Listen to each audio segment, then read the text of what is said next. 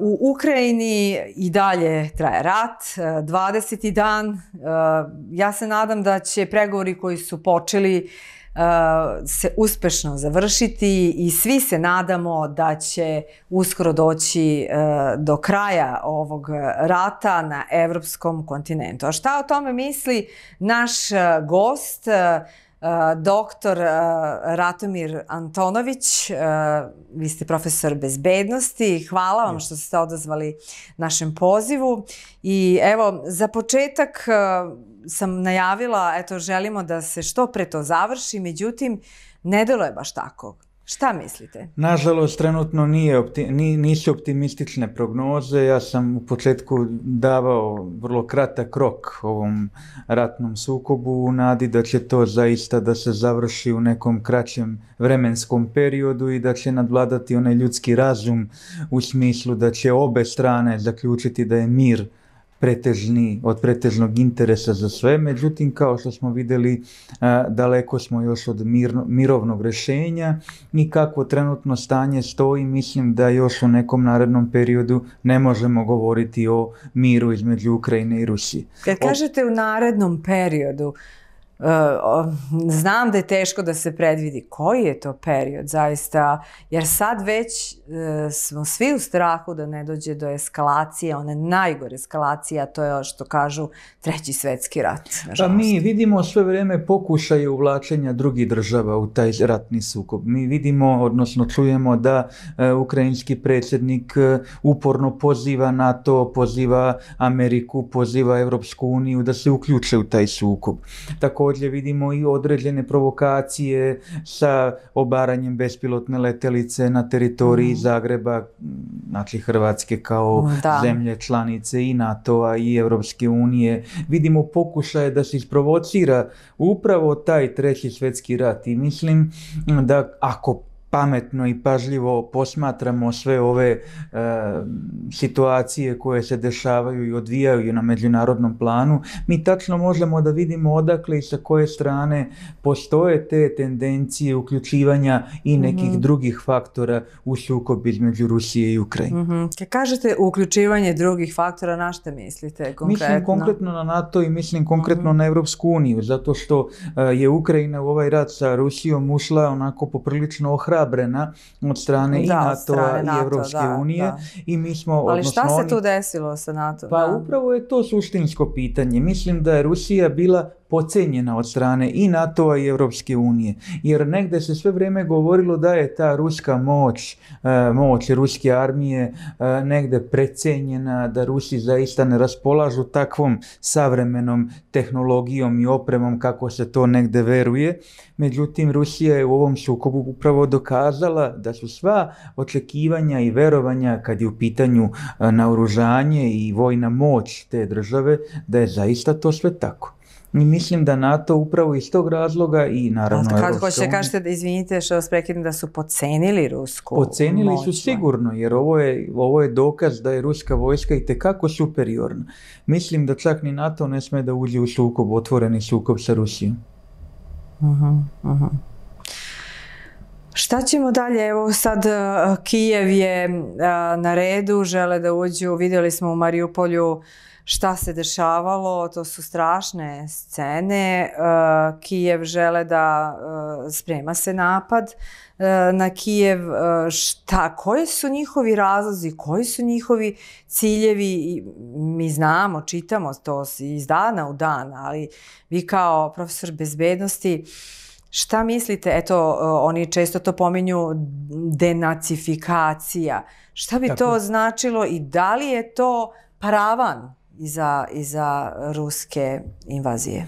Nema tu paravana. Ja mislim da zaista svako treba da zna u ovom trenutku ko vlada Ukrajinom i koje su strukture vlasti trenutno u Ukrajini prisutne. Mi imamo jednu izrazitu desničarsku struju koja vlada Ukrajinom već od 2014. godine na ovamo, dakle još od one čuvene narandžaste revolucije, imamo jednu antirusku kampanju i politiku koja se vodi od 2014. godine pa na ovamo u Ukrajini. Ruski jezik je maltene zabranjen, Rusi su građani drugog reda, imamo određene terorističke akte koji su činjeni nad ruskim stanovništvom, to je ono o čemu se možda i zna, možda i ne zna. Tako da postoji, nažalost, jedna ekspanzija nacionalizma i fašizma, ako se može tako reći čak. A u kojoj meri je taj fašizam zastupljen? U velikoj meri, jer ako uzmemo u obzir činjenicu da je samo, na primjer, 2014. godine u potezu Donbasa miniran jedan starački dom u kome su bili Rusi, da je poginulo preko 150 ljudi. To vam govori o jednom istrebljenju nacionalne manjine Rusa, odnosno to čak nije ni manjina, jesu manjina u odnosu na Ukrajince, ali po brojnosti to je odmah prva nacionalna manjina.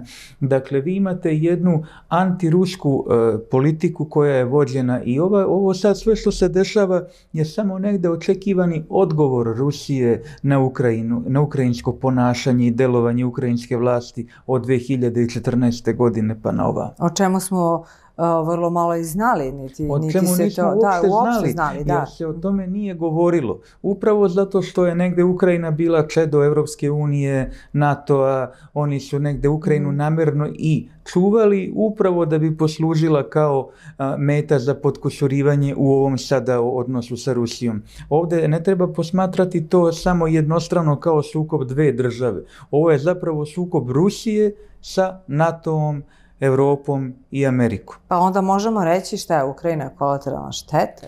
Ukrajina je svakako iskorišćena. Ili narod koji iskorišćena, meni je žao strada, tog naroda, jer to je običan narod. Pravoslavan narod, narod koji je sličan nama. Mi smo od Ukrajinaca, konkretno ako govorimo o odnosu između Srbije i Ukrajine, mi smo uvijek imali jedan divan i korektan odnos i to su zaista ljudi koji su bili vrlo nama naklonjeni.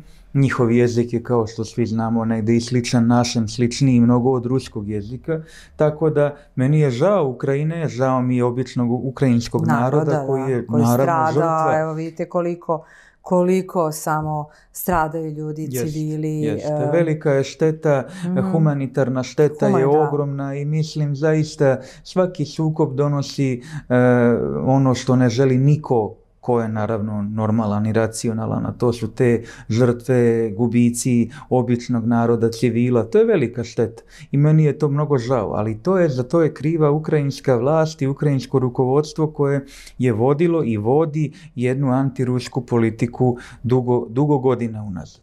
Evo, pođite od toga šta bi bilo kada bi, na primjer, Srbija imala takav odnos prema albanskoj manjini ili bilo kojoj drugoj manjini, da sad ne preciziramo neku određenu. To je nešto što ne može da se toleriše u 21. veku. Pa da, ali u 21. veku niko nije očekivao rat na evropskom kontinentu između dva pravoslavna naroda i to je također onako zastrašujuće. Niko nije očekivao ni na kraju 20. i početku 21. veka da se bombarduje jedna suverena država, Savezna Republika Jugoslavije. Pa eto, vidimo da se to desilo. Pogledajte samo kolike su posljedice tog bombardovanja. Mi još uvijek zapravo i ne znamo kolike su sve posljedice, jer ovaj prostor je bio tretiran bombama sa osiromašenim uranijumom. Ne zaboravimo da mi sad imamo ekspanziju kancerogenih oboljenja. Pogledajte koliko su pune bolnice onkoloških pacijenata. Nije to slučajno. Znate, to je osiromašeni uranijum dalje se i dalje se osjete posljedice osiromašenog uranijuma i prema nekim prognozama stručnih ljudi iz te oblasti, dakle, mi vidimo da će posljedice tog bombardovanja trajati još stotinama i stotinama godina. Ali sad da se vratimo na Rusiju, na osvajanje Černobilja, zbog čega je to bio njihov cilj da uđu tamo i gađanje zgrade u Zaporožju, koliko možemo se plašimo od tog nekog nuklearnog napada, eskalacije, da zapravo svi kažu da će to onda doći do trećeg svjetskog rata. Černobil je bio legitimna meta iz jednog vrlo jednostavnog razloga što je nuklearni otpad koji je ostao još od 80. godina kada se desila velika nuklearna katastrofa bio korišten za proizvodnju novog nuklearnog projektila koji je Ukrajina želela da napravi. Mi možemo samo da pretpostavimo gdje bi se taj projektil uputio, odnosno gdje bi bio ispaljen ako bi uopšte došlo do njegovog ispaljivanja, ali je velika pretpostavka da bi on bio usmjeren protiv Rusije i protiv Moskve direktno. Tako da je Rusija između ostalog i otpočela ovaj sukob upravo da bi spriječila takav scenarij. Znači, mislim da je ruska intervencija zapravo predupređivanje nuklearnog rata, a ne izazivanje nuklearnog rata. A ono što se desilo u Zaporožju tačno jeste izazvalo jednu ozbiljnu, da kažem, bezbednosnu, rizičnu situaciju, ali na svu sreću nijedan reaktor nije bio zahvaćen tim požarom, nego je to bio neki istraživački centar zapaljen, tako da izbjegli smo veliku katastrofu. Da, ali Rusiji preti bombardovanje fabrika oružja također, koje može da se desi da također Ukrajina ima velike posljedice, pa i šire. Tako je. To je ozbiljan bezbednosni rizik. Ja negde verujem da će Rusija voditi računa o tome da meta ne budu nuklearna postrojenja, nuklearne elektrane kojih u Ukrajini ima najviše u Europi. Najveća elektrana je upravo ta u Zaporožju koju smo malo prespomenuli. Što se tiče samog naoružanja, treba i to reći da Ukrajina se ne oslanja previše na svoje naoružanje, nego na naoružanje koje dobija spolja, da. Jer vi vidite, vidjeli smo svi u medijima, smo ispratili da postoji čitava jedna mapa Evropske unije gdje se tačno vidi koja država je zadužena za koju vrstu pomoći Ukrajini. Pa tačno vidite koje naoružanje, koja oprema se deportuje iz koje države. I plaćeni vojnici, tako je. Da, možda i sa jedne i sa druge strane. U svetu se postavlja jedna slika se stvara gdje je Ukrajina žrtva. Da. I onda ceo svet maltene staje na stranu. A ne mislite da je to tako? Pa ako pogledamo ovu celokupnu konstelaciju koja je prethodila ovom sukobu, mi ćemo vidjeti da je Ukrajina negde izazvala ovakvo ponašanje. Znate? I ona je svojim ponašanjem, svojim postupanjem prouzrokovala ovo sve. Ja opet kažem, meni je žao ukrajinskog naroda. Mislite zbog Donjecka i Luganska? Upravo tako, meni je žao ukrajinskog naroda kao naroda. Ovdje sada negdje odvajamo ukrajinski narod, civilno stanovništvo koje naravno je žrtva i tu se ne može osporiti činjenica da su ti ljudi izloženi jednom najgoroj torturi koja može da postoji. A dobro, vidjeli smo strašne slike, sravljene, totalno. Tako je. Gradove i mesta, gdje će ti ljudi, nemaju struju, ali smo vidjeli također sa druge strane. Izbjeglice 2,8 miliona, iz dana u dan sve više i više. To je velika katastrofa i humanitarna. Ali smo opet sa druge strane i vidjeli medijske spinove, kako se manipuliše žrtvama, kako se prikazuju žrtve i gdje ih ima i gdje ih nema. Sećamo se svi onog snimka gdje izveštač izveštava o žrtvama, a odjednom se usred izveštaja podiže tamo onaj pokriveno telo, ustaje čovjek i odlazi sa lica mesta. Znači, da li mi možemo verovati baš svemu što nam se plasira? Jer u ovom slučaju nije samo rat na ovom borbenom smislu, nego je ovo rat i u medijskom smislu. To je taj rat koji se vodi na svim poljima bukvalno, kao što i 99. godine, ja uvek pravim paralelu, vođen i medijski rat protiv naše države, gdje smo se mi predstavljali kao jedan genocidan i zločinački narod. Mi koji nikad nismo učestvovali ni u jednom ratu kao agresori. Mi nismo nikad ni u jednom ratu bili na strani sila koje napadaju, nego na strani sila koje se brane. I onda je to klasična zamena teza gdje vi pokušavate da od žrtve napravite zločinca i od zločinca da napravite žrtvu. A šta mislite o ovim raketnim napadima na Ukrajinu i vojnu bazu koja je nedaleko od Lavova, 20 km od poljske granice, koja je članica NATO-a? 30 raketa ispaljeno, NATO nije reagovao. Nije reagovao jer nije pala ni Po jedna vašem mišljenju, zbog raketa, čega? pa nije pala ni jedna raketa u poljsko dvorište. Da se to desilo, verovatno bi usledila reakcija i onda bi došlo do tog trećeg svjetskog rata o kome se sve više i više govori. Ali zar to nije nekako iskušavanje NATO-a i Zapada da se baš tu raketira, baš na tom mestu? Ili kako? Pa ja to ne doživljavam tako na taj Dobro. način. To je bila legitimna meta ruske vojske koja je morala da bude na taj način raketirana. Da li je možda tendenciozno i možda previše očigledno što je to na samoj granici? Činjenica je da je to postrojenje upravo bilo na toj lokaciji. Tako da ne mislim da je to neka provokacija. Ali je ta baza od strateške važnosti. Tako je, to je baza jer mi vidimo da Rusija, bar tako se i govori negde u javnosti i predsjednik Putin to tako govori, gađa isključivo vojne ciljeve. Međutim, šta se dešava? Ukrajinsko rukovodstvo namerno postavlja vojne baze u civilnim naseljima i onda negde neminovno stradaju i civili. Stvara se namerno slika da su mete ne samo vojni, nego i civilni objekti. Sad vidimo i mobilizacija u Donbasu, kako se to čini, pošto je ukazom, tako, predsjednik Putin odredio da pripada Rusiji Donbas. Da li odatle preti opasnost i da li će se širiti dalje, dobro, Krim znamo, ali dalje kao desi se ide? Koji je strateški cilj kada se ide? Mislim da je strateški cilj potpuno odvajanje Ukrajine od Crnog mora. Mi znamo da je ukrajinska crnomorska flota bila jedna od najjačih flota u svijetu. Mislim da je to ideja da se potpunosti Ukrajina iseče, odnosno izdvoji od Crnog mora i time će se Ukrajina u velikoj meri i ekonomski osiromašiti. Upravo ste spomenuli Odesu, spomenuli ste te značajne gradove koji su bili i trgovinski centri i tako dalje. Mislim da je to strateški cilj. Čak mislim da se ide i dalje od toga da će se upravo ceo taj istočni deo Ukrajine, koja je inače podeljena sa Dnjeprom praktično na istočnu i zapadnu Ukrajinu, da se u potpunosti taj istočni deo želi odvojiti i možda čak i pripojiti. Hoće li se Ukrajina podeliti na dva dela? Upravo to je moje neko predviđanje da je upravo ta prirodna granica i granica kako će se u nekom narednom periodu Ukrajina deliti.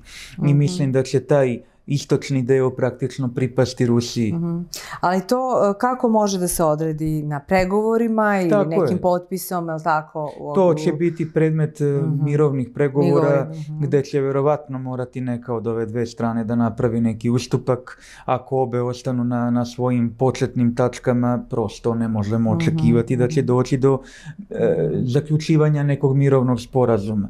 Trenutno su strane takve da ni jedna ne želi da popusti i upravo zato imamo već 20 dana ozbiljne vojne intervencije sa ozbiljnim vojnim žrtvama, sa posljedicama koje su nesagledive. Ako jedna od ove dve strane bude prihvatila neki od kompromisa, možemo se nadati i rešavanju tog sukoba. A šta kažete na izjavu ambasadora Ukrajine Aleksandra Aleksandrovića, koji kaže termin ukrajinska kriza je ruska propaganda? Pa sad, kako da kažemo, nego ukrajinska kriza. Kriza je u Ukrajini, nije u Rusiji, nije u Češkoj, nije u Slovačkoj, nego je u Ukrajini prosto. Ti rekao da je Putin budala. Pa mislim, šta očekivati od čoveka koji, ja uz dužno poštovanje ekscelencije Aleksandrovića, naravno, ali ne priliči jednom diplomati da takve izjave daje prosto za bilo koga, ma koliko god su njihovi odnosi antagonizirani u ovom trenutku, ali zaista ne može se tako govoriti i to neki kodeksi u diplomatiji zaista ne dozvoljavaju. Da li možete da nam kažete i o trenutnim odnosima Kine i Rusije? Gde je sada Kina? Rusija očekuje pomoć od Kine ili već Kina pomaže, a da se to sad ovako u javnosti Odnosi između Kine i Rusije su vrlo stabilni, jer Kina je, mi to svi znamo, na strani Rusije i na strani te anti-NATO i anti-evropske struje, koja je uvek bila, da kažem, i predvođena Rusijom i Kinom. Mislim da će Kina ovaj moment da iskoristi pametno za rešavanje svojih unutrašnjih pitanja. Sa Tajvanom jeste i očekujem da se upravo sad, kad se možda malo primiri pitanje Ukrajini, da se aktiviraju neka druga pitanja. Svakako ovaj sukob će napraviti tektonske promene ne samo u Ukrajini i Rusiji, nego će te promene da se odražavaju i verovatno i na tlo Evrope, a svakako i na Kinu i na još mnoga nerešena pitanja. Vidite intenzivno diplomatsko delovanje i predstavnika takozvanog Kosova, Flore Osmani, koja ide po svetu, koja agituje, koja pravi paralelu Ukrajine i Kosova, kako ukazuje da će Srbija poput Rusije da napravi intervenciju na teritoriji Kosova. To je sve jedna taktika koja upravo je izazvana ovim ponašanjem u Ukrajini. Ja očekujem velike promene nakon svega ovoga. A Srbija u ovom trenutku, nismo uveli sankcije, hoćemo li trpiti pritiske zbog toga? Apsolutno, mi već trpimo ogromne pritiske. Ja zaista se divim našem rukovodstvu kako uspeva da odoli tim svim pritiscima. Predsjednik države se lavovski bori sa svim tim pritiscima, ali mi je drago da je zaista Srbija zauzela jedan ovakav neutralan stav. Po prvi put u svim tim međunarodnim sukobima da je Srbija zauzela pravi stav, gde se ne meša ni u jednu ni u drugu stranu, jer mi smo i u Prvom svetskom ratu i u Drugom svetskom ratu bili u stvari najveće žrtve upravo zato što nismo uspjeli da održimo neki neutralan odnos. I onda su nas i u Prvom ratu i u Drugom ratu koristili. Mnogo je naših ljudi stradalo za neke ideale, međunarodnu slobodu, međunarodnu pravdu, a na kraju smo mi prvi najveće žrtve bili upravo nepoštovanja međunarodnog prava i međunarodno-pravnih normi. Ali šta može da se dogodi Srbiji ukoliko nastavimo sa ovakvom sa ovim što smo odlučili da budemo neutralni i da ne uvedemo sankcije, jer možemo da trpimo neke posljedice? Pa mi ćemo svakako trpeti pritiske od strane Evropske unije koja već deceniju i po nam obećava taj famozni ulazak u Evropsku uniju. Mi smo od eurofanatika, ja mislim, svi postali euroskeptici vremenom, jer očekivalo se tamo nakon 2000. godine, nakon petooktobarskih promjena, da će se nešto epohalno desiti, da ćemo postati deo Europe, iako mi jesmo deo Europe, koliko god to neko osporavao ili ne osporavao. I onda odjednom dobijemo jednu ucenu, drugu ucenu, treću ucenu, 303. ucenu i sad više šta očekivati od te iste Evropske unije? Pa samo ucen, jer oni jedino s nama razgovaraju jezikom ucen. Mi drugačije s njima nismo do sad razgovarali. Mi jesmo od njih i dobili mnogo toga, ali uglavnom smo dobijali ucen. Tako da ja očekujem da će se sa tom politikom ucena nastavljati. Znate kako su oni nama govorili? Mi volimo onu taktiku štap i šargarepa. A mi smo od njih samo štapove dobijali, šargarepe nekako nikako. Pa te otvaranje, ne znam, polja ovoga pa polja onoga. A pogledajte po kom principu je Rumunija ušla u Evropsku uniju, pa Bugarska. A svi znamo koliko su te dve države konkretno bile mnogo lošije od naše države. I po pitanju korupcije, i po pitanju međunarodnih odnosa, i po pitanju organizovanog kriminala, i po pitanju bilo kog drugog pitanja. A kad pogledamo sve te zemlje okolo, pa evo i Severna Makedonija, to sve su ušle u NATO. Tako je. Mi ne želimo da uđemo u NATO, mi imamo vojnu neutralnost. Jer kako mi da uđemo u NATO koji nas je 99. godine bombardovao? Dobro, sarađujemo sa njima, pa mi sarađujemo, ali i dalje ostajemo pri neutralnosti. Mi ne možemo, bar ja i većina Srba u Srbiji ne može da zaboravi onih groznih mjesec i po dana, 2 mjeseca intenzivnog bombardovanja, maltretiranja, uznemiravanja. I preko 2000 ljudi. Preko 2000 ljudi. Koji su izgubili život. Malu Milicu Rakić. Pa to se ne može zaboraviti. I sad neko treba meni da kaže, ili vama ili bilo kome, da uđemo u u NATO. Pa to bi bilo stvarno suprotno svim normalnim stavovima i principima bilo kog normalnog čovjeka. Mislim, svakako treba i o tom pitanju raspisati referendum, ali sam ja duboko uveren da taj referendum ne bi prošao. Ne bi prošao i ne bi uspeo. Tako. Biden će doći u Evropu. Šta mislite o njegovoj politici? Šta očekuje Evropa? Znači, da li oni vrše pritisak na Evropsku uniju? I kako sarađuju? Odakle idu svi ti pritisci? I šta komentarišu u vezi sa trenutnom krizom i sa ratom? Pa što se tiče konkretno predsjednika Bidena, ja se nadam da će on za početak da nauči gde se vode ti ratovi, da li je to Iran ili je u pitanju Ukrajina, ali dobro, možda nije imao geografiju u školi pa možda baš ne zna te detalje najbolje, ali svakako mislim da je Amerika generator najvećih svetskih problema, jer oni žele na svaki mogući način zaista da utiču na ceo svet. Oni sebe smatraju šefovima u svetu i oni ne mogu da se pomire sa činjenicom da Rusija više nije ona Jelcinova Rusija s kojom se moglo manipulisati kako su oni želeli. Prvo su doveli Mihajla Gorbačova koji je uništio Sovjetski savez, potom su doveli Borisa Jelcina i onda im se nekim čudnim spletom okolnosti provukao Vladimir Putin kao čovjek koji u početku možda njima nije delovao kao opasnost, ali međutim evo, posle koliko vremena i godina njegove vladavine i politike, on je zaista uspeo da podigne Rusiju iz pepela u mnogo čemu. I mi sad imamo konačno jednu zdravu međunarodnu političku situaciju gdje imamo dva pola, Ameriku i Rusiju. I ne može da dođe do nadmoći ni jedne ni druge strane, jer su oni međusobno A koja je veća sila, evo kad kažete neka tu kontrateža, velike sile, tu može da se... Ja mislim da su oni tu zaista ujednačeni i po pitanju i političkog uticaja i po pitanju vojne opremljenosti i po pitanju mnogo ekonomije naravno i mnogo čega drugog.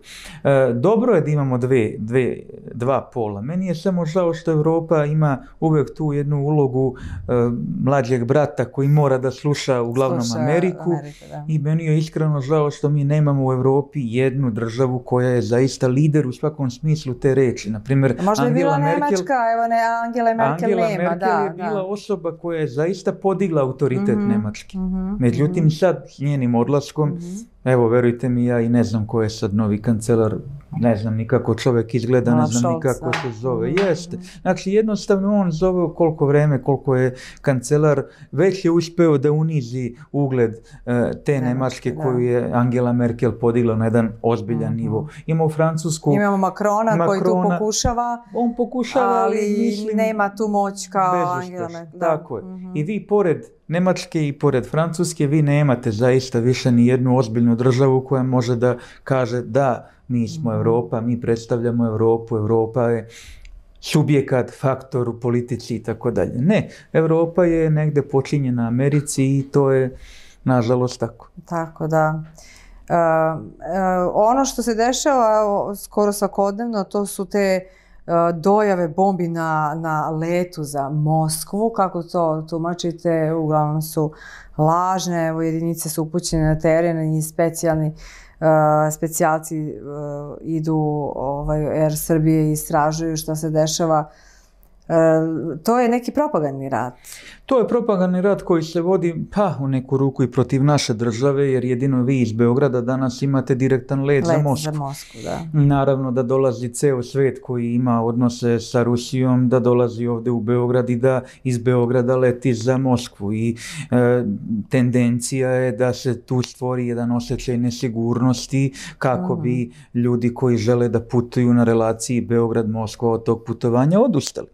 Naravno, time se stvara i šteta i našoj aviokompaniji, potom stvara se šteta i za Rusiju, jer ljudi koji žele da se obraćaju odustaju od toga. To je jedna neprijatnost koja ne treba nikome na putu. Mislim, to je gubljenje vremena, gubljenje energije, naravno stres za svakoga ko se nađe u tom avionu. Vi ne znate da li je dojava lažna ili istinita. U svakom momentu vi možda očekujete da nešto eksplodira. Uglavnom su te dojave lažne, lažne, zato što ako je neko zaista podmetnuo bombu sa namerom da je u nekom trenutku aktivira, pa on ne bi dojavio da je ona podmetnuta, jel tako? Ali to je jedna manipulacija kojom se u stvari samo želi napraviti također nadmoćnost Amerike, Zapada u odnosu na Rusiju i konkretno na nas. Dobro, mi smo jedan mali subjekat u toj cijeloj priči, ali bitan šraf u ovom trenutku jer jedino iz Beograda imate direktne linije za Moskvu. Još da vas pitam za ovu letelicu, ovaj dron što je pao u Zagrebu, koji je imao eksploziv i koji je mogao da napravi ogromnu štetu i da je prošao kroz vazdušni prostor zemalja koje su NATO, eto. Tako je, to je vrlo... Kako komentarišete to? Pa ja to vidim samo kao jednu provokaciju ili pokušaj provokacije izazivanja Trećeg svjetskog rata. Upravo ideja je bila da ta bespilotna letilica padne u Zagreb, glavni grad Hrvatske, koja je jedna od onako jurišnih zemalja i NATO-a i Europske unije, i mislim da je došlo zaista do neke veće štete, da bi to bio itekako lep povod za odpočinjanje Trećeg svjetskog rata. Na toj bespilotnoj letilici su bili neki ruski natpisi, znači vrlo planski se usmjeravao napad na Rusiju, kao da je, jel tako, da se izazove, da se inscenira napad na Hrvatsku, na Zagreb i tako dalje i tako dalje. To je vrlo jasna jedna namjera da se uvuku i treće strane u sukob između Ukrajine i Rusije. Kad kažete natpis, ovo slovo Z, šta označava da konačno to razjasnimo, što se svuda pojavljuje? Zaista, oznaka. Ne znam, ali znam da je ćirilični natpis u pitanju, da je na ruskom jeziku nešto pisalo, dakle jasno ukazuje na to da je ta letelica ruskog porekla i to nije sporno, ona jeste ruskog porekla, bila je stara preko 50 godina. Svuda se pojavljuje kao slovo Z, ne znam da li ste to čitali, da je to misterija što znači. Pa, može da bude i trojka ako je ćirilično Z, to je sad vrlo otvoreno, mislim, znate, ne znam šta može da predstavlja. Verovatno je to Z u ovom momentu sekundarnog značaja, primarno je ono šta se takvom letilicom želelo izazvati. Ali evo, taj drugi svet do koga nisu stigle ovakve strašne pošasti kao u Zagrebu, uglavnom osuđuju invaziju, to jest rat u Ukrajini. Kako vi to vidite? I nekako kažu, Ukrajina je dobila taj neki propagandni rat. Ona je sigurno dobila propagandni rat zato što je ona imala i te velike medijske moćnike u sebe. Vi kad imate CNN i BBC, vi imate dva glavna kreatora međunarodne medijske politike.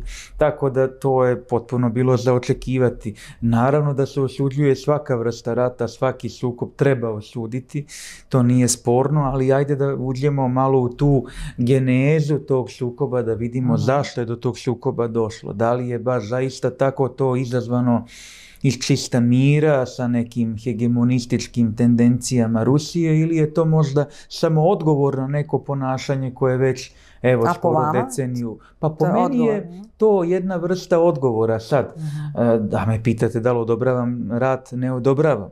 Da li odobravam žrtve, ne odobravam. Ali, hajmo da vidimo, možda je to moglo na jedan mirniji način da se reši. Sigurno da jeste. Da jeste, da. Ali od strane Ukrajine nije postojala želja za mirnim rešavanjem ovog pitanja. Šta je Zelenski tu, šta je Zapad pogrešio, šta je Zelenski pogrešio? Evo sada proziva Zapad, proziva NATO, da nisu pomogli. Zelenski je verovao previše Zapadu, a kogod je njima mnogo verovao, loše je prošao. Mi imamo i našeg predsjednika pokojnog Slobodana Miloševića koji dok je verovao Americi bio je ovdje balkanski pomiritelj, a posle kad je prestao da sa njima sarađuje postao je balkanski koljač. Mi moramo uvijek da znamo da onaj ko je mnogo blizak sa Amerikom i sa Zapadom uglavnom loše proći. Imamo i premijera Zorana Đinđića i tako dalje, da sad ne nabrajamo u istoriji našoj koliko je sve njih loše prošlo samo zahvaljujući tome što je previše verovalo Zapad. Volodimir Zelenski je jedan od njih. On je ušao u ovaj rat u nadi da će imati jaka leđa u NATO, u Europskoj uniji i Americi, a oni su njega pustili praktično, njegovu državu su pustili niz vodu. On je otišao, on se povukao na sigurno, on nije u Kijevu, ali onaj običan čovjek, onaj običan Ukrajinac je ostao tamo i on će biti žrtva. I na kraju, znate šta je govorio Jamie Shea za našu decu koji ovdje stradaju? Pa to je kolateralna šteta. Da, sad da. Za njih je to jedan broj. Jedan čovjek je broj za njih. Onda je Ukrajina u ovom slučaju. Ukrajina je žrtva. Najveća. To je narod. Narod. Ukrajinska vlast je kriva što je verovala i što je prihvatila da uđe u jedno prljavo kolo u koje je uvukao Zapad. A Rusija je odgovorila kao i svaka sila. Rusija odgovara sa aspekta sile. I Rusija jeste sila. Tako sila odgovara. Hoćemo li se nadati miru uskoro? Pa ja se nadam, ja verujem u mir i duboko sam pacifista po ubeđenju i mnogo mi je žao kad vidim ovako ove situacije. Ali opet kažem, mir je izgledan samo onda ako Ukrajina i naravno Rusija dođu do nekog kompromisnog rješenja. Bez toga... Koje bi to bilo kompromisno rješenje po vama? Mislim da Ukrajina mora da prihvati činjenicu da je ona sad u ovom slučaju vojno inferiorna i da ona mora da prizna u Rusiji ono što je osvojila, da je to zapravo njeno. Možda se samo i vraćaju neke stare granice koje su bile pre Drugog svjetskog rata. Vi ako pogledate malo kroz istoriju, vidjet ćete gde je bila Ukrajina ranije, gde je sada. Upitno je i pitanje ukrajinskog suvereniteta i to i postoji u međunarodnom pravu i jedna teorija gde je upitna sama suverenost Ukrajine kao države. Tako da vidjet ćemo. Pa zbog toga što kad je došlo do raspada Sovjetskog saveza, sve su države zahtevale priznavanje svoje državnosti i suverenosti osim Ukrajine. Jedino Ukrajina nije zvanično dobila te 90. koje godine, 91. 90. nije dobila zvanično priznavanje ni suvereniteta, ni svog teritorijalnog integriteta. I o tome je i Ban Ki-moon još 2014. govorio. Tako da, i to su, mislim, ima tu puno otvorenih pitanja. Tako da moramo vidjeti da se samo sednu pregovarački sto, da se otvori sa nekim racionalnim polazišnim osnovama i da se onda sa tog aspekta govori o miru u Ukrajini. Iskreno se nadam da će uskoro doći do toga, jer svaki dan donosi nove žrtve i nova stradanja. Tako je. I želeli bi zaista da se to završi mirnim putem na jedan civilizovani način uz poštovanje međunarodnog prava i ljudskih prava. Nadam se i ja zaista, jer ovo je jedno neodrživo stanje koje ne vodi zaista nikuda i samo stvara dodatne probleme, dodatne žrtve i ne vodi zaista u nekom dobrom smeru. Mnogo vam hvala na gostovanju. Hvala vama. Glasa javnosti i nadam se da se vidimo i nekom drugom prilikom. Sa zadovoljstvom. Ali da ne pričamo o ratu. Tako, nadam se. Hvala još jednom. Ostanite uz kanal Glas javnosti.